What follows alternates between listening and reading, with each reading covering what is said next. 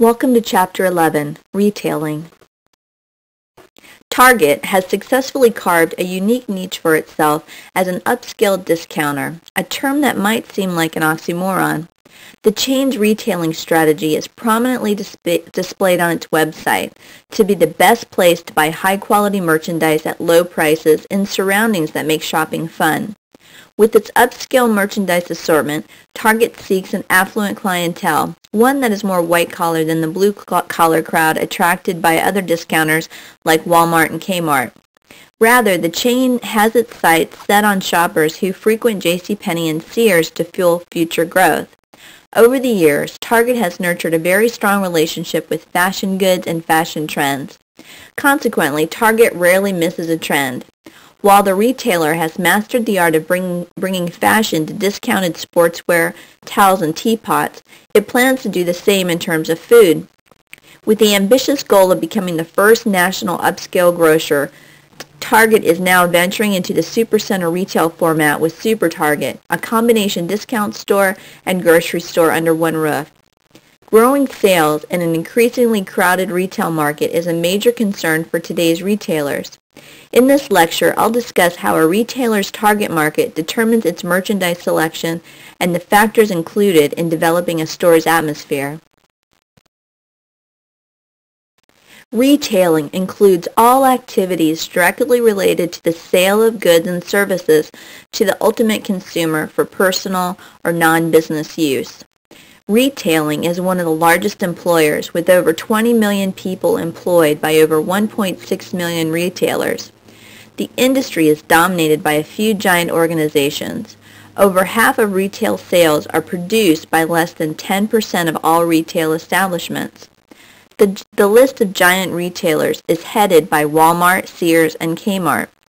In addition to the 2 million retailers, another 33,000 firms sell directly to consumers through catalogs or phone only, with no retail outlet.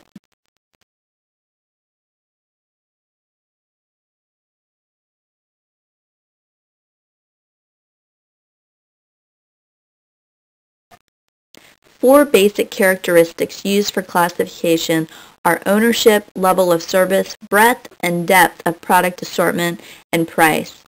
Altering these variables enables retailers to create unique positions and to send specific messages to intended target markets. Can you think of local examples of the various characteristics mentioned? For example, what are the independent or mom-and-pop stores you're familiar with in Fairbanks or Anchorage? What chain stores are in the area, and which are franchises? Retailers can be broadly classified by form of ownership: independent, part of a chain, or a franchise outlet. Independent retailers are owned by a single person or partnership. They're not operated as part of a larger retail institution. Chain stores are owned and operated as a group by a single organization. Franchises are owned and operated by individuals but are licensed by a larger supporting organization. A franchise is the right to operate a business or sell a product. Various services provided by retailers can be classified along a continuum from full service, such as exclusive clothing stores, to self-service, such as factory outlets and warehouse clubs. Another basis for positioning or classifying stores is by the breadth and depth of their product line. Specialty stores may be very narrow in product lines but offer great depth within that area. Discounters such as Walmart and Kmart are just the opposite. They have a wide array of products with limited depth. What is the type of retail establishment with the most annual sales dollars? Automobile dealers, followed by grocery stores, are at the top of the list. Some stores, such as department stores, typically charge full price, while other stores emphasize their discounting or outlet pricing.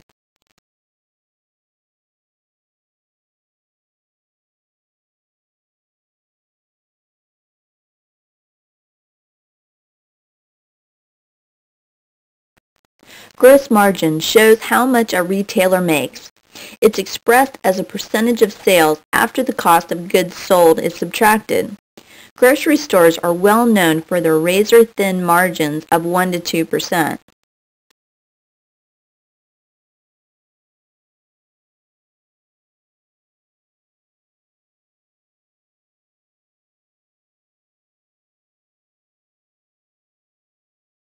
A specialty store is not only a type of store, but also a method of retail operations that specializes in a given type of merchandise. A typical specialty store carries a deep but narrow assortment of merchandise and offers attentive customer service and knowledgeable sales clerks. A deep assortment means that the store has an extensive inventory of items that are somehow related. For example, lingerie at Victoria's Secret. Price is usually of secondary importance to customers of specialty stores. Americans spend about 10% of their disposable income in supermarkets, which are large, departmentalized self-service retailers that specialize in food and non-food items. A typical supermarket offers about 30,000 different items. With razor-thin profit margins and the slow annual population growth, supermarkets have had to discover and exploit several demographic and lifestyle trends in order to prosper. Superstores offer both foods, non-foods, and services in a store which is usually twice the size of a supermarket. Offering a wide variety of non-traditional goods and services under one roof is called scrambled merchandising. These superstores offer one-stop shopping for many food and non-food needs and may include pharmacies, flower shops, bookstores, salad bars, takeout food sections, dry cleaners, photo processing, health food sections, and banking. Expanding ethnicity has made it increasingly important for supermarkets to tailor their store's product mix to reflect the demographic of the population they serve.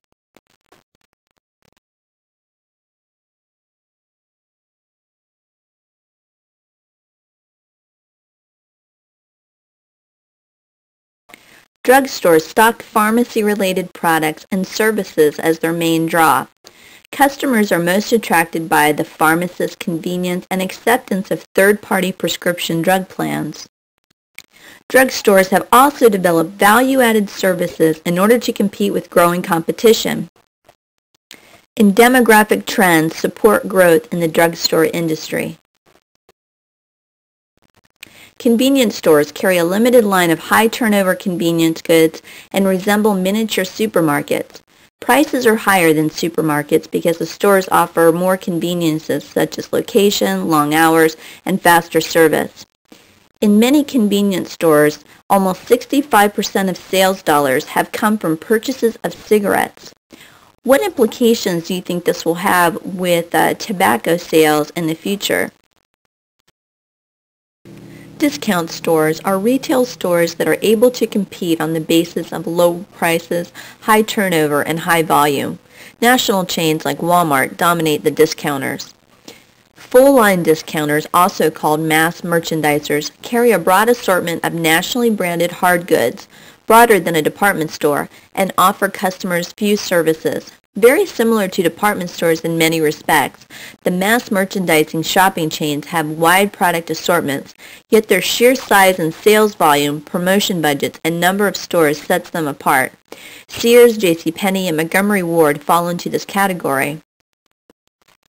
Mass merchandising is the strategy of setting moderate to low prices on large quantities of products coupled with big promotional budgets to stimulate high inventory turnover. Discount specialty stores are single-line stores offering merchandise such as sporting goods, electronics, auto parts, office supplies, or toys. Specialty discount stores offer a nearly complete selection of one line of merchandise and use self-service, discount prices, high volume, and high turnover merchandise to their advantage. They are often termed category killers because they so heavily dominate their narrowed segment. Stores like OfficeMax are examples. Warehouse membership clubs, like Sam's Club, are limited service merchant wholesalers that offer a limited selection of brand name appliances, household items, and groceries, usually in bulk on a cash and carry basis to members only. Off-price discount retailers sell at prices that are 25% or more below traditional department store prices because these retailers pay cash for their stock and usually don't ask for return privileges.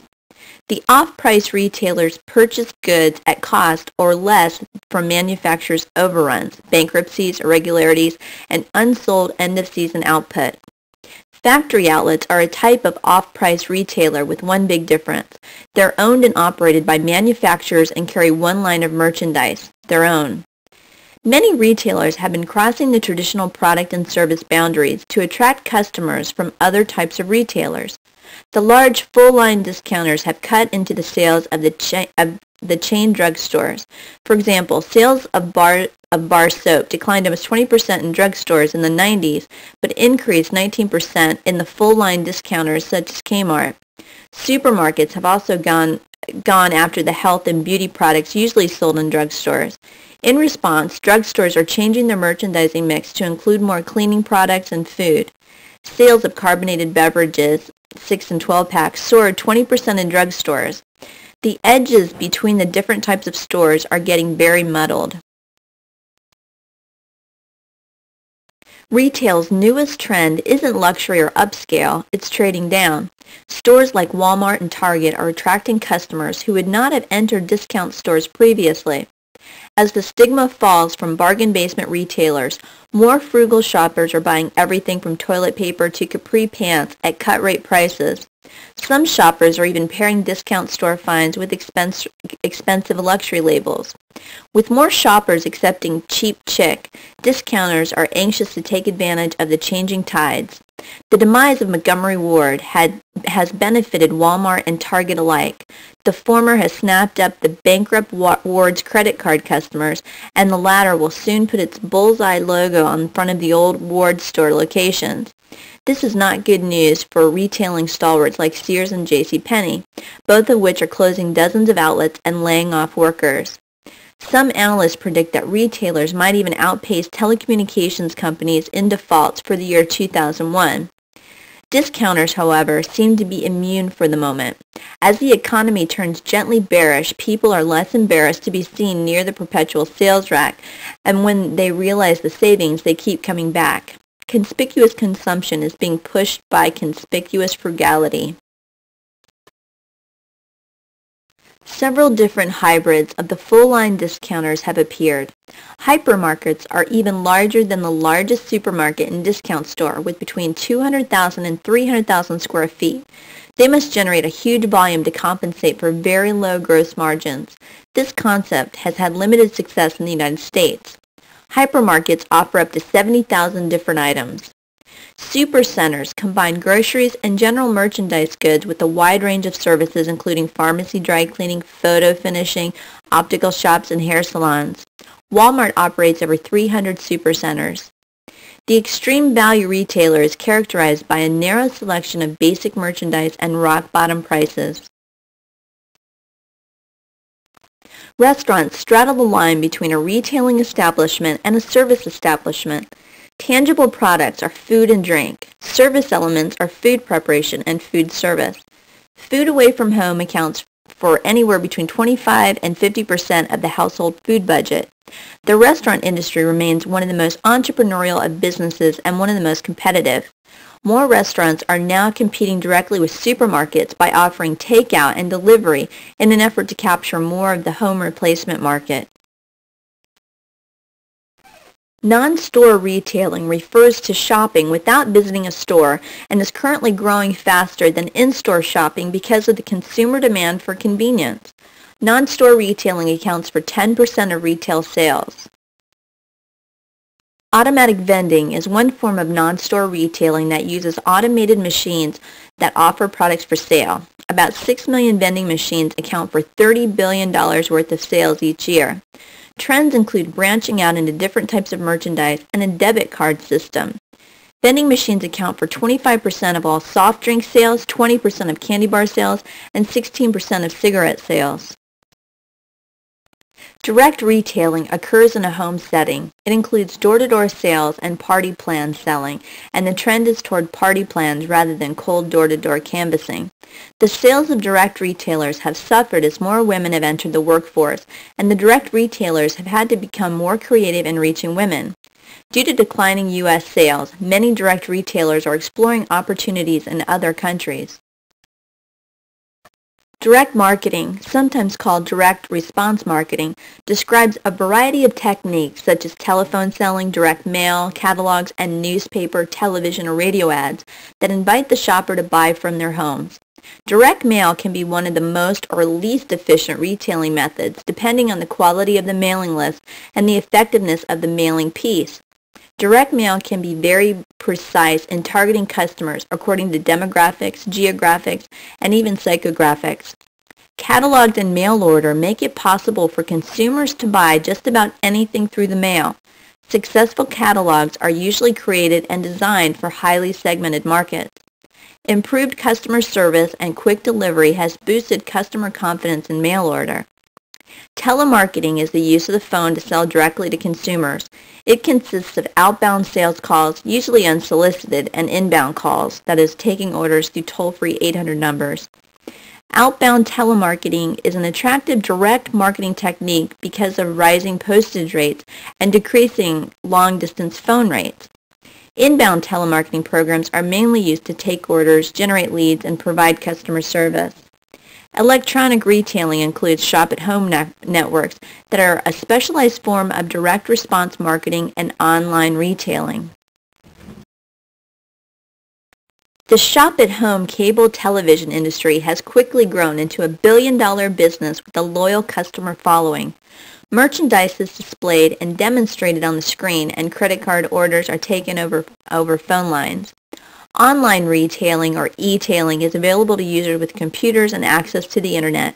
Online retailing has exploded because consumers find it to be very convenient and less costly. Retailers are experimenting with ways to make their physical stores, internet sites, and catalogs work together. A franchise is a relationship in which a franchisor grants to a franchisee the business rights to operate or sell a product. The franchisor is the originator of the trade name, product, and methods of operation that grants operating rights to another person to sell its product. The franchisee is the person or business that is given the right to sell another party's product. Franchising offers many benefits to someone wanting to own and manage a business. It provides an opportunity to become an independent business person with relatively little capital, especially compared to other businesses. It offers a product or service that's already been established and proven in the marketplace. And it offers technical training and managerial assistance by the franchisor. There are two basic forms of franchises: product and trade name franchising and business format franchising. Franchising offers many benefits to someone wanting to own a business, and in addition to those stated on the previous slide, it also offers quality control standards that help ensure product uniformity throughout the franchise system. But the franchisor also obtains benefits. This includes company expansion with limited capital investment, motivated store owners, and bulk purchasing of inventory. There are over 500,000 franchise units in the United States with combined sales of approximately $1 trillion. Retailers must control the 4 P's of the marketing mix, with 2 additional considerations: the retailer's own personnel and the retail outlet's presentation. So in addition to having to manage the product, place, price, and promotion, they also have to consider personnel and presentation. The first task in developing a retail strategy is to define the target market. This process begins with market segmentation. The markets are often defined by demographics, geographics, and lifestyles, or psychographics. Leslie Wexner borrowed $5,000 in 1963 to start the first limited store. He stated that his target market at that time was fashion-conscious, moderately affluent young women. The chain now operates over 3,500 stores under several different names. The 6 P's of the retailing mix are all variables that can be used in a marketing plan. The 6 P's, of course, include product, place, price, promotion, personnel, and presentation, and together these items project the store's image.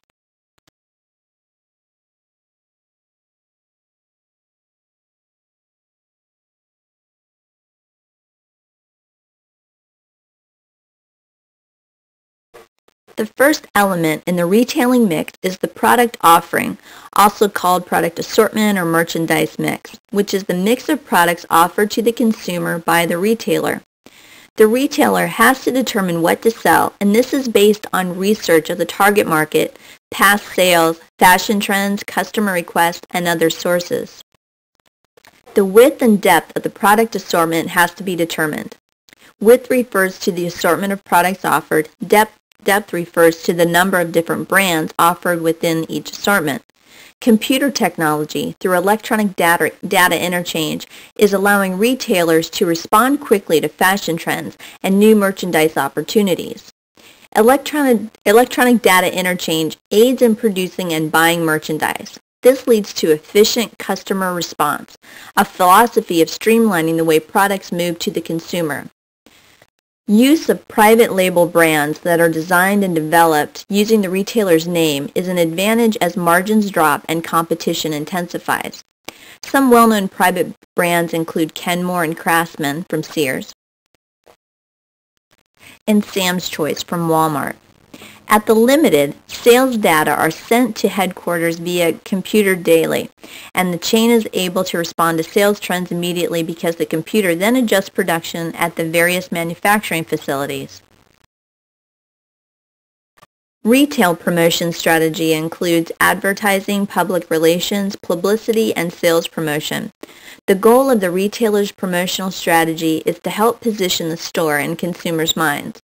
Media advertising for retailers is generally concentrated at the local level. Publicity and public relations are a very important part of the promotional mix.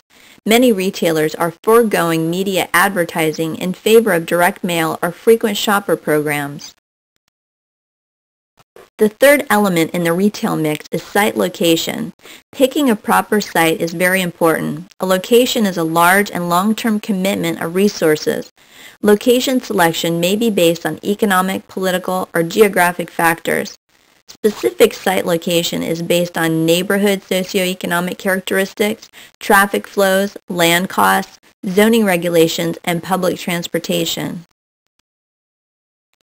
A decision must be made on whether or not to locate as a freestanding unit or to become a shopping mall tenant. Freestanding stores are often used by large retailers like Target or Kmart and sellers of shopping goods like cars and furniture. These are destination stores. Shopping centers began after World War II in response to the migration of the U.S. population to the suburbs. The initial strip centers were typically located along a busy street. Small community shopping centers offering a broader variety of goods and contain 75 to 300,000 square feet of retail space.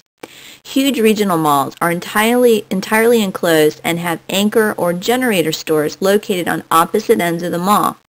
An unusual location strategy is that of Au Bon Pain, a cafe that decided to try a saturation strategy in downtown Boston. There are 16 cafes with some less than 100 yards apart. There are 5 within Feline's department store.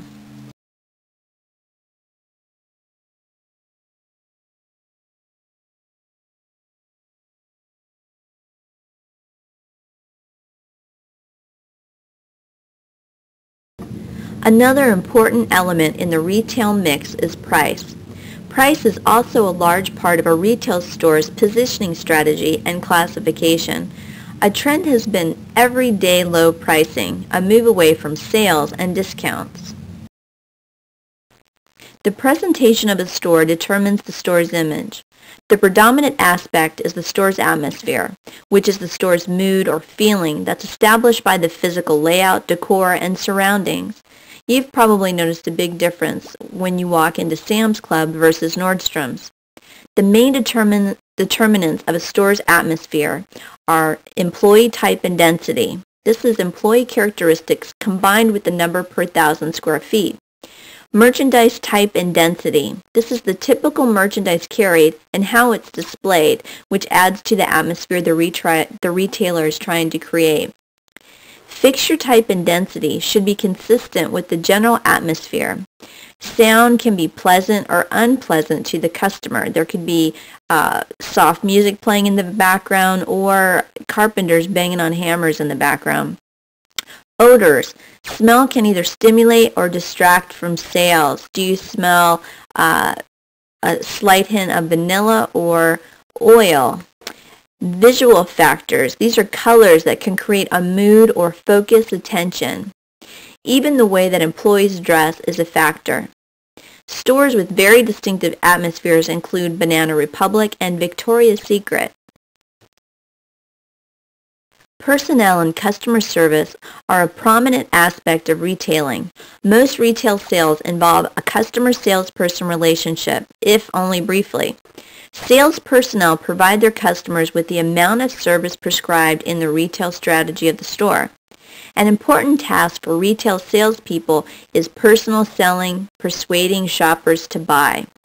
Most salespeople are trained in two common selling techniques. Trading up. This is convincing customers to buy a higher priced item than they originally intended to. And then there's suggestive selling. This is where the salesperson seeks to broaden the customer's original purchase with related items. Many retailers are looking for growth opportunities in the growing consumer economics of other countries. Several events have made expansion across national borders more feasible. Spread of communication networks and mass media has homogenized taste and product preferences. Also, the lowering of trade barriers and tariffs, such as the North American Free Trade Agreement and the formation of the European Union. And finally, high growth potential in underserved markets.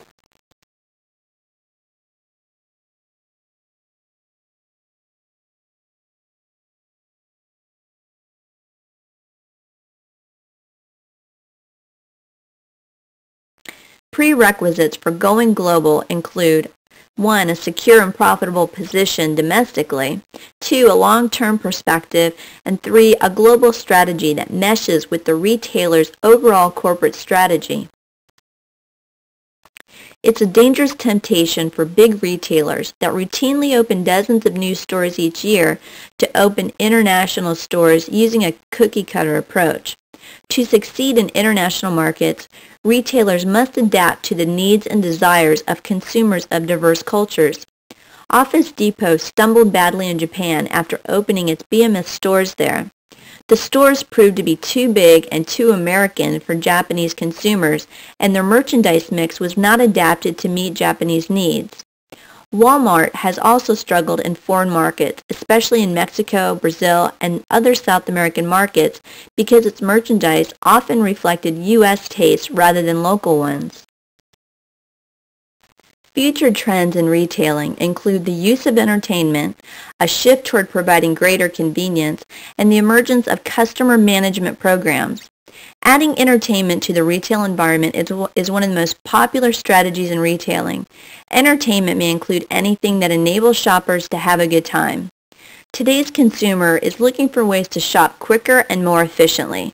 Consumers are visiting stores less often. New technology may offer many innovative solutions for consumers.